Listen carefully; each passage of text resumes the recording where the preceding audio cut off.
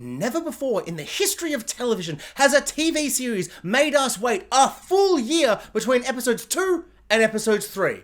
But oh boy, was it worth the wait!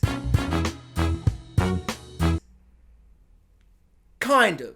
Sort of. Not really. I mean, I enjoyed this episode. Don't get me wrong. And this episode was a fantastic episode 3. Very standard, good, just middle of the road episode of The Mandalorian. Did it feel like a big hype episode season premiere? No. Is it fair to compare it to the season 2 opener? No, but I will anyway. Compared to that, I feel like this is a really underwhelming start to the season, but that's because it's not really the start to the season. The whole of season 2 was building up to Mando giving away baby Grogu to a Jedi, and he did. And the CGI horror show that was Luke Skywalker came and he grabbed him with his terrifying demon face of uncanny valleyness, and he took baby Grogu away, and it was a big emotional ending to a whole season arc. And it was a good season of TV. It had a beginning, middle, and end. And this season just picks up, and he's flying around in a new ship, and Baby Yoda pops his head out and goes, "Hey, surprise, I'm back." And yes, I know, there's been 2 other episodes, but there were 2 other episodes in a terrible TV series, and I just feel like if I'm sitting down to watch the season opener to The Mandalorian, I want it to feel like it's carrying over in some way, whereas this feels like a 3rd episode. This feels like a middle of the road episode. And yes, it does start with a big alligator. Let me look at it. I love the giant alligator. I really like Andor doing its whole, nuanced portrayal of good versus evil and just telling us a really unique story through writing and character work in the Star Wars universe. I loved Andor. But I also very much love Star Wars characters just trying to kill a giant monster and just being like, geez, this giant monster needs to die. I don't care if it has family, kids, a wife, I don't care. This giant alligator must die, and they will do anything to kill this giant alligator. I loved the giant alligator sequence. When it appeared, I screamed. I was jumping up and down. I was like, this is going to be the greatest episode ever. And it was the best part of the episode, probably. Does it feel like a cheap imitation to the season 2 opener with the crate dragon, but kind of bigger is better, but actually not that better? And it's like that had 2 Mandalorians fighting a big monster. And this time, there's 100 million Mandalorians and they're fighting a big monster. Does it feel like it's a pale comparison to that? Absolutely. Do I care? Absolutely. Sorry, no, absolutely not, because I don't really care. My, critic brain, the critical part of my brain was shut off, because giant alligator. But in hindsight, cheap, pale imitation, not as well staged or choreographed, not as interesting, didn't kind of build up to it. It really just felt like they're like, ooh, this is not a season opener. We better put a giant alligator at the start and make everyone go, whoa, whoa.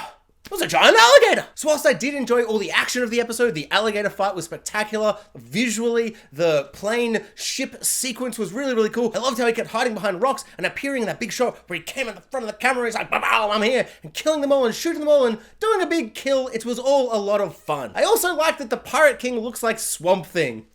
Why? Why does he look like Swamp Thing? It's such a weird choice. I don't feel like I'm intimidated by him at all. I just kept laughing out loud. But I love all the creatures, designs. It's cool seeing Navarro, and it's like, look, time has passed or whatever, and stuff has happened. Carl Weathers is great. Probably my favorite line of dialogue was with Carl Weathers, heard that the Baby Yoda's name was Grogu, and his response was very meta, where he was just the whole audience going, haha. Sure, whatever. If you say so, still just gonna call him Baby Yoda. That was a lot of fun. Nice and meta, but not too meta. Or is it too meta? I don't know. Another thing I loved, Babu Frick. We got Babu Frick back, baby! Or a Babu Frick type.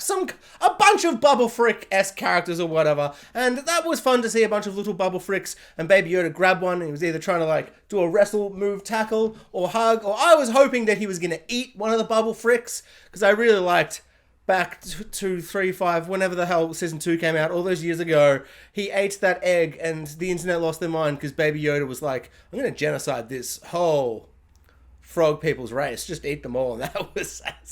I like it when he eats things. It's like, he's so hungry all the time. It's good as! But alas, he did not eat a Babu Frick, so... once again, very disappointing.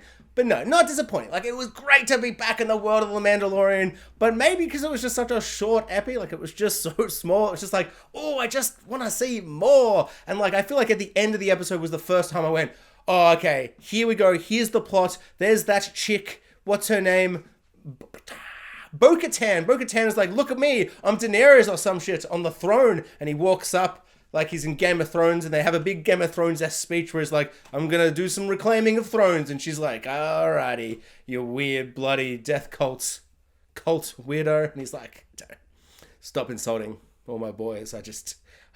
You can't see, but I'm angry underneath this helmet. And whilst I know that my criticism of why I don't really love this episode, it feeling just like a great episode 3 and not a great season opener, is kind of ridiculous and stupid, because we have had those other episodes, and I feel like almost everybody that really cares is at least going to have heard about, before the season's going to come out, they've heard, oh, you got to check out these 2 episodes of Boba Fett. And if not, you watched, like me, like most people, you watched all of Boba Fett, and were happy to see 2 episodes of The Mandalorian in that show, because that show was awful, and those 2 episodes were spectacular and amazing, and it was such a breath of fresh air in that season that was just so bad, and it needed that kind of like, jolt of life in it. But also, I don't know, it just feels so weird to start this season and just be like, he's back. Don't even worry about that big, climactic, emotional moment of him leaving. And Mandalorian's even kind of very blasé and casual about it. He's like, says to a character in this episode, he's like, oh yeah, I don't know, like, we parted ways, but then he came back. It's all good, bro, don't have stress.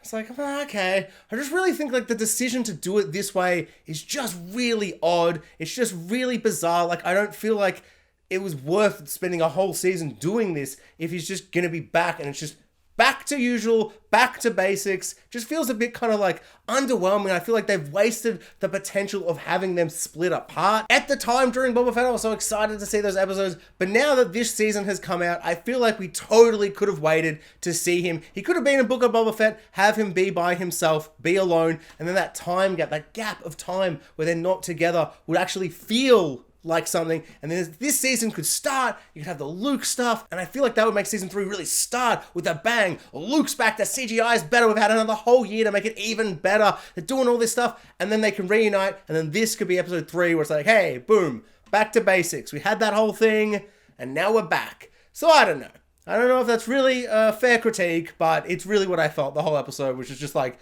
yeah, I don't know, this is kind of underwhelming for a first episode back. It's like, oh, the pirates are angry, they want to drink at the school. What are you talking about? Completely underdeveloped pirate characters?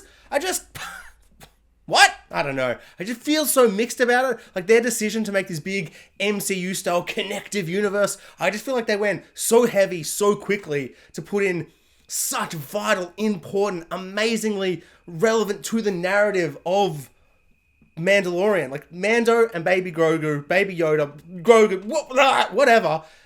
Their whole story of season 2, the whole story was building to find a Jedi, send him to Jedi. Done. He's gone forever. And to then just have me like, he's back. Did you not watch the Book of Boba Fett? Oh, you heard it was bad? Oh, you heard it was the worst thing ever, so you didn't watch it? Fair. I mean, but you should have. You got to watch every single thing ever. But, if Book of Boba Fett was amazing, I probably wouldn't care. I just hate the idea that I have to, like, not watch, like, the next episode of The Mandalorian when season 2 ends, and I have to go and click on Boba Fett and, like, watch an episode of that bad series. That is just a Mandalorian episode. I don't think I'm ever going to get over this, even though I totally understand the connective MCU-style connective universe that we're trying to do, but they've just gone too hard, too quick. So I am excited to see all the plots and stuffs and things happen or whatever, but yeah, I don't know, just a little bit disappointed, but my expectations were just too high. They were just way too high. And I wonder if episode 5 and 6, had they been the first 2 of this season, and restructured it somehow, obviously get rid of the Boba Fett stuff, and he just goes and helps him at the end of season, episode 7 or whatever. You do all that stuff, and then you start with him with that lights, the blade saber thingy, the dark saber, and he cuts everything down and has that big scene. You have the Halo scene, and I just feel like, I wonder if that would blow me away as much had it not been kind of such a breath of fresh air that it was in Boba Fett. Where it was like, oh my god, something I care about that isn't awful and sandy and boring. So I wonder if it's just the fact that it was like something good in something so bad. I mean, is it even that good? I mean, it is pretty good, but I wonder if it would have that same kind of, amazing awe that I felt, that I was kind of hoping this would have. No, I don't want another negative. I don't want to like bring another negative to it. But I have just one more negative. Why are you gonna bring the droid back? Like, just make a new droid character. Let's get another droid character. And if you want the legacy droid vibe or whatever, where it's like, oh, it looks like Boba Fett and that guy from the Empire of the Strikes of the Backs and all that. Whatever. pick another droid that was from that movie or whatever. Like, and I know that he didn't end up doing it, or he's still going to do it. I don't know, he's going to get a chip to get a chip, you know, it's going to get one MacGuffin to the other MacGuffin, and then it's going to make the droid come back to life or whatever. But just the idea of him like, I need this droid, this one droid I loved, it's like, I understand character-wise why he's made this decision, but it doesn't really feel like it's a character decision. It feels like they're like, they liked that thing from the earlier thing, let's put the thing back, bring him back to life. But it's like, just stop killing people, and then just at some point being like, they're back to life. Like, buddy, everybody's favorite guy from Justified / every cowboy thing ever or whatever, bloody Timothy Oliphant, with the greatest hair in the world that just makes me, I never hate my hair more than just looking at that man with his hair. Just, it's got some good looking hair. It's just, it's strong. He's awesome. But still, just despite his amazing hair and being awesome, I don't want him to come back to life. You shot him, you killed him. Bloody Cad Bane, bang bang, shooty, too pale Cad Bane, shot him in the face or wherever, and he died. And it was like, oh no, that sucks, he died. But Cad Bane, even though he's too pale, it's just like, don't bring him back to life in a post-credit scene where you're like, well, maybe he's going to come back. And this just feels the same where I'm like, it's just some droid and we're going to spend like 5 minutes of your 30-minute episode just being like, well, we're going to bring him back. So he's going to come back at some point and do a whole thing with him, or he's not. I already feel like I've forgotten what was going on because I was just like, the Babu Fricks were like, we're Babu Frickin'! And Carl Weathers was saying what they were saying. I'm like, this is cute. I like the Babu Fricks. I liked them. Thanks for watching, guys. Like, subscribe, hit the notification bell, and comment below. I would love to know what everyone thought of the 3rd episode of The Mandalorian Season 3.